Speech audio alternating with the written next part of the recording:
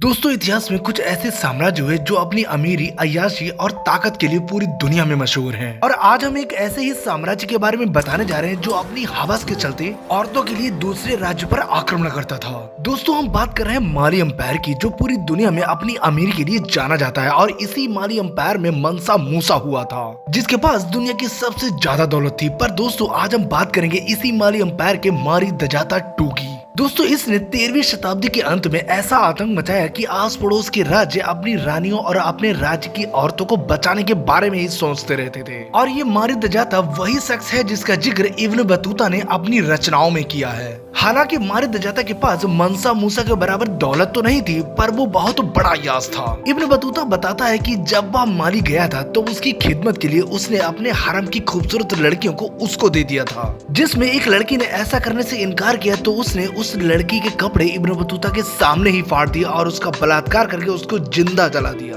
दोस्तों इसको जो भी लड़की पसंद आती वो उसको उठवा लेता था, और जब उसका मन भर जाता तो उसको मरवा दिया करता था। मारी दजाता को तेज तर्रार और नखरे दिखाने वाली लड़कियों का शौक था। उसका मानना था कि जिन लड़कियों में नखरे नहीं होते उनमें मजा नहीं आता। दोस्तों इसकी हवस का अंदाजा आप ऐसे लगा सकते हैं कि इसको अपने पड़ोसी राज्य ओलाटा की रानी इतनी ज्यादा पसंद आ गई कि उसे पाने के लिए ओलाटा राज्य पर हमले की तैयारी करने लगा। पर ओलाटा राज्य का राजा काफी ताकतवर था और इसीलिए इसने चालाकी से दोस्ती का हाथ बढ़ाया और उसकी कमजोरियों को मालूम करके उसको धोखे से मार दिया और उसके राज्य पर कब्जा कर लिया। राजा की 6 रानियां थी, जिसमें सबसे बड़ी रानी सबसे ज्यादा खूबसूरत थी। उसके सभी रानियों को अपने कब्जे में ले लिया और सभी रानियों से अपनी हवस पूरी करने लगा।